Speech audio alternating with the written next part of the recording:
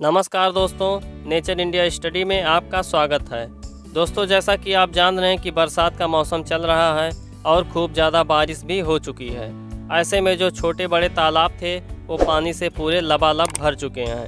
बरसात से पहले जिन तालाबों में थोड़ा कम पानी था वो तो पानी से भर ही चुके हैं। इसके अलावा जो तालाब छोटे थे और पूरी तरह से सूख गए थे, बारिश होने की वजह से इस समय उसमें भी पानी भर चुका है। और ऐसे में जिन मछलियों का शिकार हम पानी के कम होने की वजह से आसानी से कर लेते थे, आज उन्हीं मछलियों को पकड़ना बहुत ज़्यादा मुश्किल हो गया है, क्योंकि पानी का क्षेत्र बहुत ज़्यादा बढ़ गया है, जिससे मछलियाँ सब इधर उधर हो गई हैं और उन्हें किसी न किसी रूप में खाने को कुछ न कुछ मिल ही जा रहा है। क्योंकि तालाबों का क्षेत्र बढ़ गया है, जिससे नदी, नाले और खेत सभी आपस में मिल गए हैं और इस तरह ग्रास जैसी मछलियों को खाना और भी आसानी से मिल जा रहा है। क्योंकि आप तो जानते हैं कि ग्रास को सबसे ज़्यादा घास ही पसंद होता है।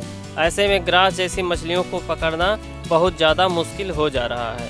तो इसलिए मैं यह वीडियो लेकर आया हूँ कि ऐसे समय में हमें ग्रास मछलियों का शिकार किस तरीके से करना चाहिए और किस चारे से करना चाहिए, जिससे कि कम समय में ही ज़्यादा से ज़्यादा ग्रास मछलियों को पकड़ा जा सके। तो दोस्तों, इस वीडियो में मैं आपको ग्रास मछली के लिए एक चारा भी बताऊंगा और उसी के साथ ग्रास मछली के शिकार करने के एक तरीके के भी बारे में बताऊंगा। अगर आप मेरे द्वारा बताए गए इस ट्रिक और चारे का इस्तेमाल सही से करते हैं तो आप कम समय में ज़्यादा से ज़्यादा ग्रास मछली पकड़ सकेंगे। तो चलिए बिना किसी देरी के बेट बनाना शुरू करते हैं।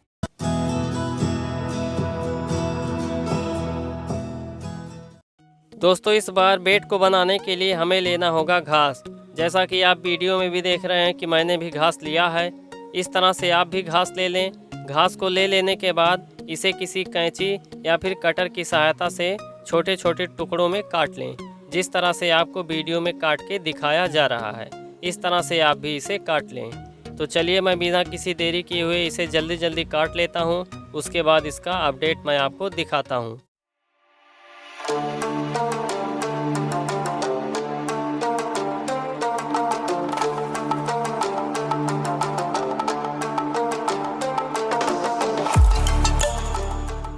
तो दोस्तों, कुछ इस तरह से मैंने घास को छोटे छोटे पार्ट में काट लिया है। इस तरह से आपको भी घास को काटना होगा।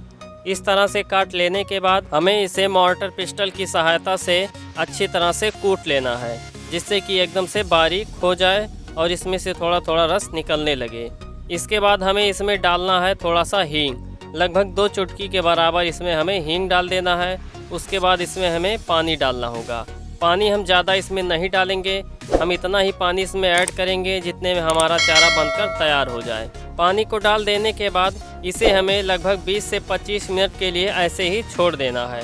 20 से 25 मिनट हो जाने के बाद ही हम इससे चारा बनाएंगे, जिससे कि हींग और इसका रस अच्छी तरह से आपस में मिल जाए, जिससे चारा बनाने में थोड़ी आसानी रहे।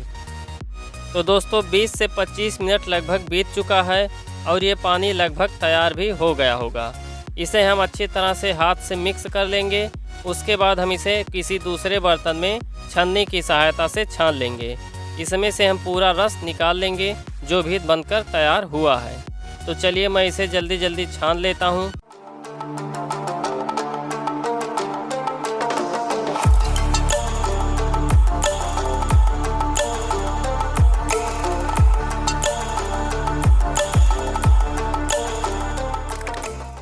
तो इस तरह से दोस्तों, मैंने घास और हींग को मिलाकर लगभग 100 ml पानी तैयार कर लिया है। अब इसी पानी से हम चारा बनाएंगे। दोस्तों, पानी तो तैयार हो गया है। इसके बाद हमें लेना है आटा। मैंने 100 से 150 ग्राम आटा लिया है। अगर आप ज़्यादा चारा बनाना चाहते हैं तो इसकी मात्रा बढ़ा सकते हैं। दोस्तों, आटा को ले लेने के बाद इसमें हमें कुछ नहीं डालना है। बस जो पानी हम तैयार किए हैं इसी पानी को थोड़ा थोड़ा डालकर इस आटे को गूँथना है अच्छी तरह से। इसमें हम ज़्यादा पानी एक ही बार में नहीं डालेंगे, नहीं तो हो सकता हो हमारा बेट गीला हो जाए और यह पानी में जल्दी से गल कर गिर जाए। इसलिए थोड़ा थोड़ा पानी डालकर ही इसे हम अच्छी तरह से गूँथेंगे।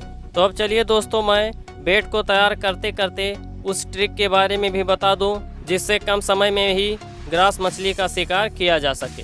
तो दोस्तों, जैसा कि मैंने आपको वीडियो की शुरुआत में ही बताया कि बरसात का मौसम है और ऐसे में नदी, नाले, तालाब सब लबालब भरे हुए हैं। इस तरह से उन तालाबों का संपर्क खेतों से भी हो जा रहा है और इस तरह से ग्रास मछलियों को खेतों में खाने के लिए ढेर सारे घास और धान के पौधे मिल जाते हैं। ऐसे में ग्रास मछलियों का शिकार किस बेट से और किस तरीके से किया जाए। ऐसे सिचुएशन में दोस्तों चारा उतना मायने नहीं रखता जितना कि एक अच्छा ट्रिक। अगर आपको एक अच्छा ट्रिक नहीं पता है शिकार करने का तो आप कितना ही अच्छा चारा क्यों ना बना लें, आप शिकार नहीं कर पाएंगे। इसलिए आपको शिकार करने का अच्छा टेक्निक और तरीका आना चाहिए। दोस्तों ट्रिक में आगे बात करें तो आपको एक ऐसी जगह का तलाश करना होगा जहां पर खेत और तालाब मिलते हों, क्योंकि उस जगह पर कम पानी होता है। क्योंकि ग्रास मछलियां घास को खाने खेतों में तो चली जाती हैं, लेकिन हर समय वहां रह नहीं सकती। थोड़ा सा हलचल होने पर भी वो तालाब में चली आती हैं। इसलिए आपको ऐसी जगह का तलाश करना है जहां पर तालाब और खेत मिल रहे हों, क्योंकि ग्रास मछली घास को खाने के बाद तालाब के उस हिस्से में रहना पसंद करती है जहां 1.5 से 2 मीटर ही पानी रहता है। और बरसात के मौसम में तालाब में एक ही ऐसा जगह होता है जहां पर इतना पानी रहता है और वो है तालाब का किनारा।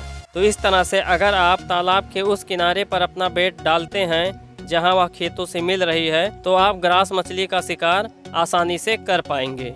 दोस्तों इसके बाद आपको काम करना है चराई पर। चराई जैसा कि मैं आपको पहले भी बता चुका हूं और अब भी बता रहा हूं कि चराई बहुत ज़्यादा भूमिका निभाती है शिकार करने में, क्योंकि मछलियों को पता होना चाहिए कि कहां पर आप बेट डाल रहे हैं। ऐसे में आप एक जगह अगर एक ही बेट डालेंगे तो इससे मछलियों को जल्दी पता नहीं चल पाता है। चूँकि चराई थोड़े थोड़े होकर बिखर जाती है, इसलिए मछलियों को आसानी से पता चल जाता है कि यहाँ पर खाने के लिए कुछ चारा डाला गया है और इस तरह से मछलियाँ आपके चारे की तरफ आकर्षित होती हैं और आप उनका शिकार कर पाते हैं। इसलिए आपको चराई का प्रयोग जरूर करना चाहिए। और अगर आप चराई बनाना नहीं जानते हैं तो इससे पहले मैंने 2 वीडियोज़ के माध्यम से चराई बनाने के बारे में भी बताया है, और अगर आपने वह वीडियो अभी तक नहीं देखा है तो उसका लिंक मैंने आई बटन और डिस्क्रिप्शन दोनों जगहों पर दे दिया है। उन वीडियोज़ को आप वहां से जाकर देख सकते हैं और चराई बनाने के बारे में जान सकते हैं। तो इस तरह से दोस्तों अगर हम इस ट्रिक, बेट और चराई का प्रयोग अच्छी तरह से कर लेते हैं तो हम कम समय में ज़्यादा से ज़्यादा ग्रास मछली पकड़ सकेंगे। तो अब चलिए दोस्तों मैं आपको हुक में बेट लगाने के बारे में भी बता देता हूँ। जैसा कि आप वीडियो में देख रहे हैं कि मेरा चारा ऑलमोस्ट बनकर तैयार हो गया है, तो चलिए अब यह भी जान लेते हैं कि इसे किस हुक में किस तरह से लगाना चाहिए। दोस्तों पहले मैं आपको बड़ी साइज़ वाले हुक में बेट लगाने के बारे में बताऊंगा। जैसा कि आप वीडियो में भी देख रहे हैं कि मैंने लगभग 2 इंच वाली हुक को लिया है। अब इसमें हमें बेट किस तरह से लगाना चाहिए। तो दोस्तों इस बड़ी साइज़ वाले हुक में बेट लगाने के लिए सबसे पहले हमें छोटी टुकड़ी लेनी है और इसे हुक के आकार में ही लगाना है, जिस तरह से वीडियो में लगाकर दिखाया जा रहा है। बिल्कुल इसी तरह से हम बड़ी साइज वाले हुक में बेट को लगाएंगे। अगर हम इस बड़ी साइज वाले हुक में ज़्यादा चारा गोलाकार करके लगा भी देते हैं तो भी आप ग्रास मछली का शिकार नहीं कर पाएंगे, क्योंकि जब इस साइज की बड़ी ग्रास मछली आएगी तभी इस पूरे चारे को एक साथ निगलेगी। नहीं तो फिर छोटी छोटी ग्रास मछलियाँ और कुछ मछलियाँ आपके चारे को थोड़ा थोड़ा करके खाती रहेंगी और इस तरह से आप परेशान होते रहेंगे। इसलिए अगर आप बड़ी साइज वाले हुक का प्रयोग शिकार करने के लिए कर रहे हैं तो उसमें बेट को इसी तरह से लगाएं। इसके बाद बारी आती है छोटे वाले हुक की। तो दोस्तों इसमें आप बेफिक्र होकर किसी भी तरीके से बेट को लगा सकते हैं। आप चाहें तो इसमें गोलाकार करके लगा सकते हैं या फिर जिस तरह से बड़ी हुक में लगाया जाता है उस तरह से भी लगा सकते हैं।